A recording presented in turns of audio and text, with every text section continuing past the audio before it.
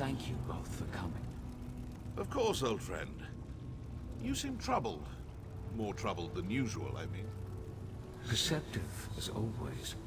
I do not wish to diminish your achievement, but Nocturnal's defeat here will be short-lived. What's more, she does not act alone. A third enemy looms at the edge of my sight. Their covetous eyes are now fixed on the Somerset Isles. Then we should inform the rest of the Sijiks. They'll need to prepare. I will inform them personally. I have a separate task for you, Devaith. Take the skeleton key. Keep it hidden for as long as you can.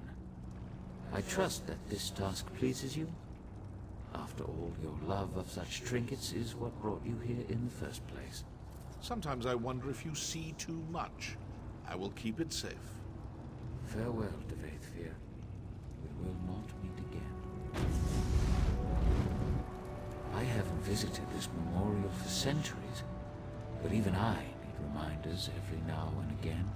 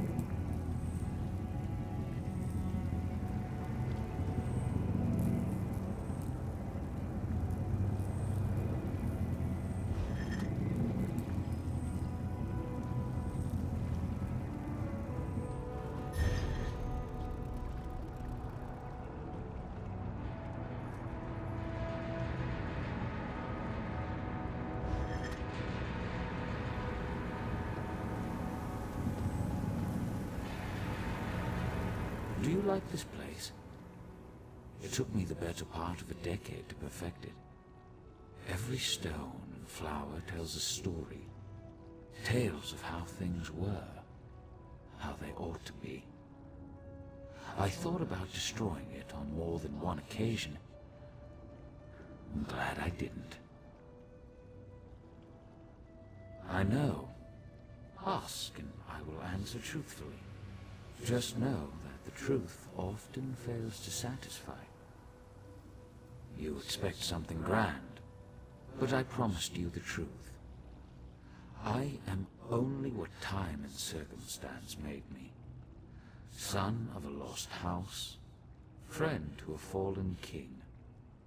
Some will tell you that we are the product of our choices. I've never found that to be the case.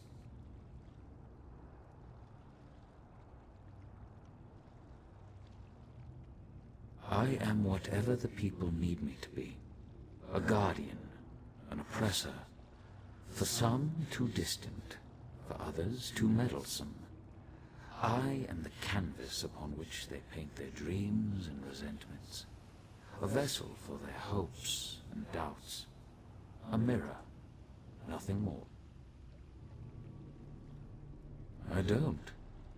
But my companions, Vivek and Almalexia, see their divinity as essential. Godhood brings them joy and purpose. They find meaning in the theatrical. Who am I to deprive them of that?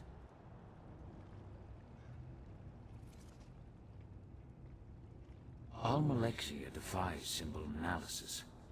I doubt she could even describe herself accurately. To understand Almalexia, you must first understand the value of fiction. Vivek fancies himself the poet, but in truth, AM is the greatest storyteller. Vivek knows the boundaries that separate fact from fiction. He knows them so well that he's learned how to break them. He exists inside his verse, but recognizes the lies, the contradictions. He both does and does not believe his own tales. She believes her tales implicitly, as does everyone else. Her capacity for deception appears limitless. She sows lies like a master gardener sows seeds, and the harvest of trust and adulation is breathtaking in scope. Not in the slightest. As I said, we are, all of us, bound by our nature. Almalexia does what she does because she cannot do otherwise. It will not end well. But then, even the best endings rarely bring joy. Vivek is my brother. He knows my struggles and I know his. That knowledge makes our relationship complicated.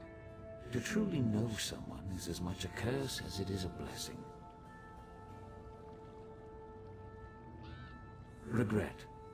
We are bound by that at least. He also suffers a kind of enslavement. Not unlike my own, in fact. Beauty holds the keys to his shackles. Beauty and a love of great works, great heights. His appetites are insatiable, thus his despair. Yes, a poet's despair. Vivek craves writable freedom, the death of all limits and restrictions. He wishes to be all things at all times. Every race, every gender, every hero, both divine and finite. But in the end, he can only be Vivek. Not even remotely.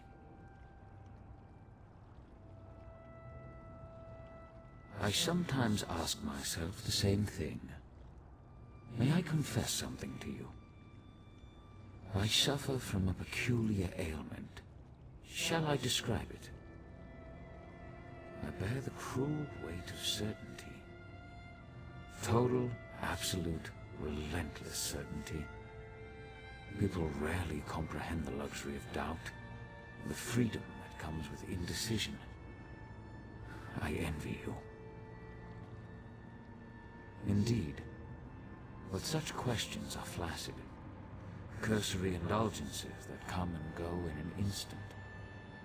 The truth is that my actions, both good and evil, are inevitable, locked in time, determined by chains of action and consequence. Compelled. This city serves a noble goal, the redemption of Tamriel, the unification of competing forces, the destruction of the Daedra. Unfortunately, it is an endeavor built upon a lattice of corpses. Betrayal, untold horrors. Do you understand? Then I pity you.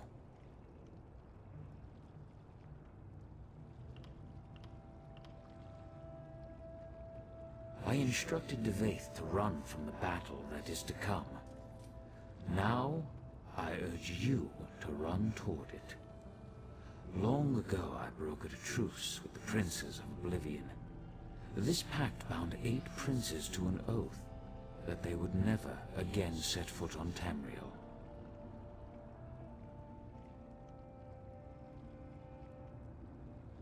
Nocturnal was not present when the princes signed the Cold Harbor Compact. Thus she flouts its restrictions. Now, this is important. Nocturnal does not act alone. 2 other princes lie in wait, Clavicus Vile and Mafala.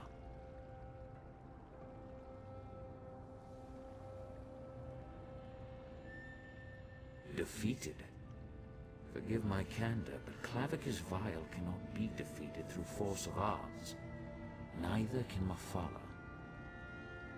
I have preparations to make outside my clockwork realm. You must stay vigilant.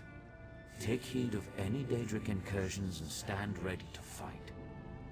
The prisoner wields great power, making reality of metaphor. We will need you before the end. A fool's hope, perhaps. I should explain. Look around you. All of this exists because it must exist. I stand here, in this place, in this moment, not because I wish to, but because I have to. A result of action and consequence. Clever, but incorrect. The prisoner must apprehend two critical insights. First, they must face the reality of their imprisonment. They must see the determinative walls, the chains of causality that bind them to their course. I have, but I fall short of the second insight. The prisoner must see the door to their cell. They must gaze through the bars and perceive that which exists beyond causality, beyond time. Only then can they escape.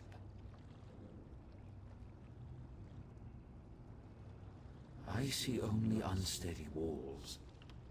If the people of Tamriel must exist inside this cell, I will make sure that the walls are stable, the gaps are sealed, and all who remain stay safe within it.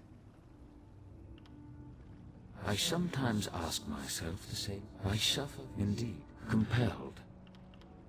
This city, good. I pray you never do. You, I don't. Not in the slightest. I shall, indeed, compelled. Maybe. The word I covet above all others. Hold to that word, my friend, and never let go. I've met few heroes like you. Very few.